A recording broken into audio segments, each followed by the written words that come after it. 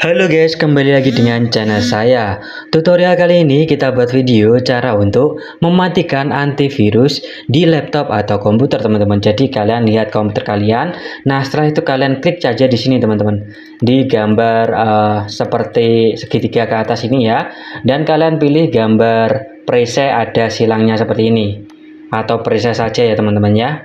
Nah, setelah itu kalian pilih ini ya. Virus and Threat Protection. Nah, di sini kalian pilih Manage Setting, kalian off-kan teman-teman. Yes. Nah, kalau kalian cek sampai bawah ini sudah off semua, jadi kita tinggal langkah selanjutnya. Kalian pilih aplikasi browser control. Nah, di sini kalian pilih ini reputasi based setting ya. Nah, kini kalian yes semua teman-teman. Kalian off-kan semua sampai bawah. Nah, setelah itu antivirus sudah tidak nyala semua teman-teman. Nah, oke teman-teman, mungkin itu adalah sedikit tutorial dari saya. Semoga bermanfaat. Jangan lupa like, share, dan subscribe.